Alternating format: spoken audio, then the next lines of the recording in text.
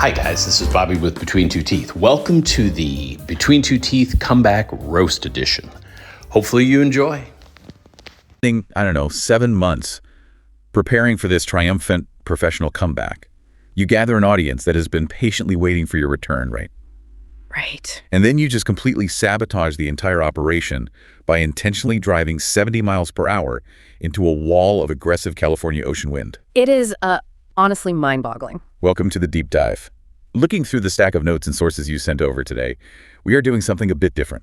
Consider this an after-action report. Oh, absolutely. It's a very loving, but let's be real, highly sarcastic roast of the Between Two Teeth comeback. Yes, because if you've been wondering where the Between Two Teeth deep dives have been, well, you're probably one of literally tens of people who actually noticed. Let's just put that out there. Okay, give him some credit. Maybe there were a dozen people asking. Okay, fair. But it feels like they've been gone for several presidential administrations at this point.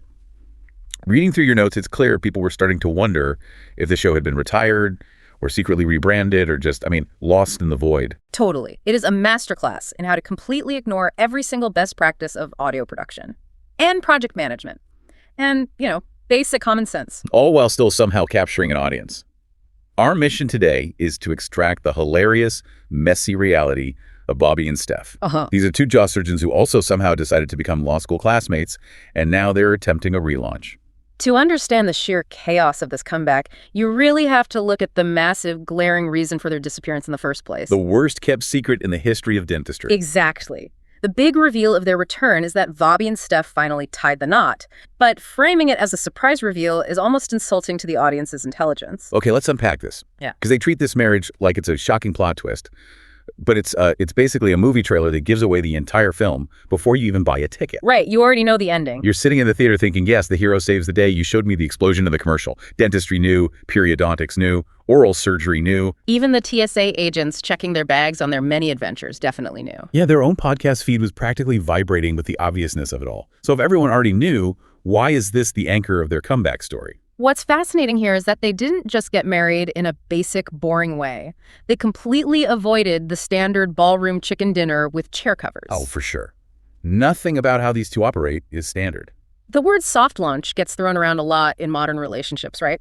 But they orchestrated a multi-year, highly publicized, heavily documented soft launch, which makes the actual proposal story you flagged in the source material so incredibly fascinating. Oh, the proposal story is wild. You literally cannot make this up. We are talking about the Himalayas. Right, the Himalayas. They're riding motorcycles through one of the most unforgiving mountain ranges on the planet, and a bus comes barreling toward them. Just a casual brush with public transit. Exactly. Steph has to take evasive action. She lays her bike down in what is described as a gentle crash to avoid being crushed. Yeah.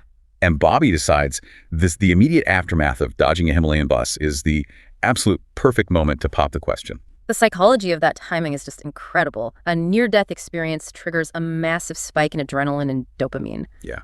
So Bobby's essentially anchoring his marriage proposal to a severe physiological stress response. But the truly brilliant part of the story isn't the proposal itself, it's Steph's reaction. She makes him wait. She does. She survives the bus, gets the proposal, and then subjects him to a 6-month waiting period while she casually buys bridal magazines. She puts the most interesting man in dentistry on ice for half a year just to make him sweat. I love that so much. It establishes the entire power dynamic of their relationship. Bobby generates the chaos, right? The Himalayan motorcycle trips, the wild ideas, the sudden romantic gestures in the middle of traffic. Yeah, and Steph manages the chaos. Precisely. By making him wait 6 months, she asserts control over a situation that was entirely born out of adrenaline and unpredictability. She brings the timeline back into her domain. You'd think after orchestrating a multi-year, highly controlled relationship launch and a 6-month strategic delay on an engagement ring, they'd want their professional return to be just as methodical. You would think that. But instead, they completely overcompensate with absolute, unadulterated chaos. Let's talk about the California highway relaunch. Yes. They bypassed every logical choice for a recording environment.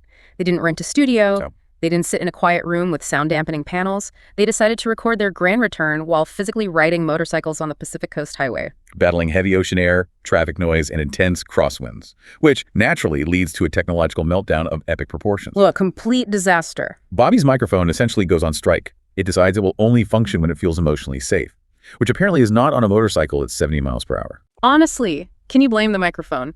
Not at all.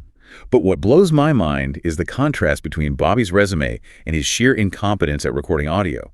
So wait, Bobby can operate on a human being, survive law school, and navigate corporate practice doctrine, but pressing record on a headset defeats him. It really does. I mean, he operates at the intersection of some of the most complex, high-stakes fields in modern society. Think about what a jaw surgeon actually does. Right.